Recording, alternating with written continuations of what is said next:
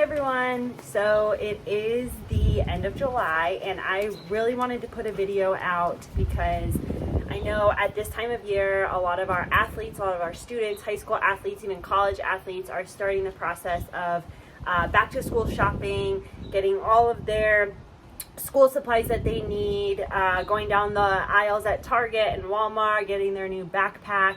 And I thought it was really important to make a video on how to go back to cross-country shopping to be prepared for your season, specifically when it comes to meet days. So I wanted to talk about how to pack a backpack or a bag filled with all the things that you will need throughout the season. That way, when meet day comes, you already have your meet bag ready to go. You can just grab it and go and not even second guess or think twice about what's in it. You know everything is already in there, and it's just preparation, essentially. So I wanted to share kind of what I keep in my meet bag and what I take to all of my meets, and hopefully athletes, if you're watching, coaches, if you're watching and you want to share this video, you can get some good tips and advice out of this. So in my meet bag, of course, I always keep my uniform in there, top, bottom. I also like to keep some sort of, whether it's a foam roller or a stick, if you can financially do it, a massage gun, something that you can use before and after your races, just to get your muscles ready and prepped. Then, of course, you're going to have your spike bag, and I highly recommend that. I don't have a pack with me, but you can go on Amazon and you can buy in bulk spikes, and they'll be 100 spikes in bulk, and you can just keep it in there because we know that spikes get lost, they go missing, teammates take them from you, so it's good to just always carry just a bag of spikes with you so that if you need to replace yours, you have it right there on hand.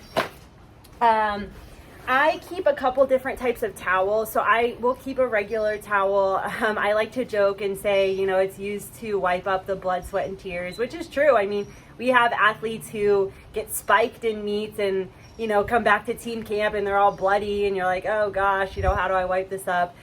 So keep a towel in there for emergencies or situations like that.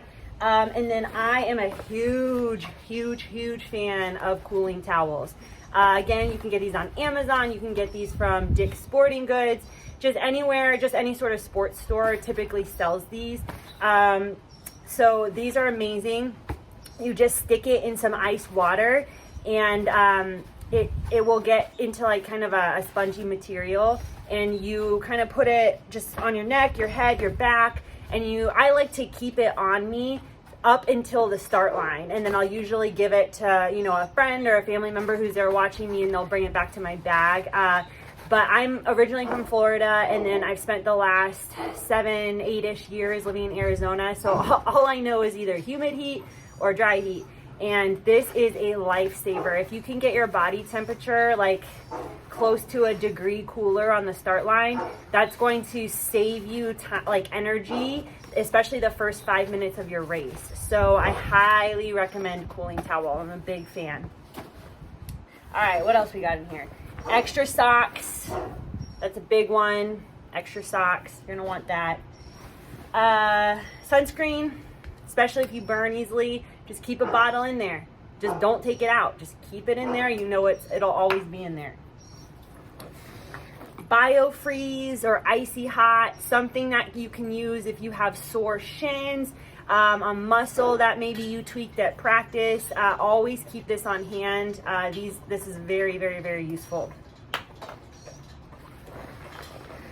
This is more for longer distances, so those people training for, I would say, like the 10K and up. If chafing is ever an issue for you, I know, especially in humid climates, when I race anytime like a half marathon or a full marathon, I will have issues with chafing. No matter what type of clothing I'm wearing, it's just inevitable. So I'm not quite sure how to pronounce it. I think it's Chamois butter, but this is my favorite. I used this when I was a triathlete a few years ago, and it's just wonderful. Again, Amazon, sporting goods stores, you can find this. I like to keep this in my bag, but again, it's really more for the longer distances. All right. We got some deodorant. This is probably like the number one thing you always have athletes asking each other is if they have deodorant. So definitely, again, just go to Target or whatever, stock up on all this stuff. Just keep it in your bag. Don't take it out. Just have a second deodorant that you keep in here all the time. Any sort of medication that you might need, so like ibuprofen is a big one. For me, I deal with stomach issues, so I will have Tums in here. I just deal with nerves, digestive issues, so I'll stick some stomach medications. But any sort of medications you need, definitely keep in your meat bag. Girls or boys with long hair ties, very, very essential. And then pack of Band-Aids. I specifically like blister Band-Aids. So go to the store, buy blister Band-Aids. A lot of runners need them. Just keep a set of blister Band-Aids in your bag. All right, this is another critical thing. I really started getting on my athletes last year with taking a GU Energy about 15 minutes before their start, especially if the race was a hot and humid race. This is going to give you a little bit of kick, even for a 5K. I'm sorry, like I know there are some other coaches that'll say, oh, it really doesn't do much unless you're racing a 10K and up. I don't believe that that's true. I do believe that this can even help those doing a 5K or even shorter distances on the track. So I always keep a few of GU Energies in here, as well as some hydration mixes that you can just put in your water, keep you hydrated on those hot and humid days. And then, let's see, last but not least, girls, this is essential. Keep tampons in your bag. That's all I'm gonna say. Keep tampons in your bag.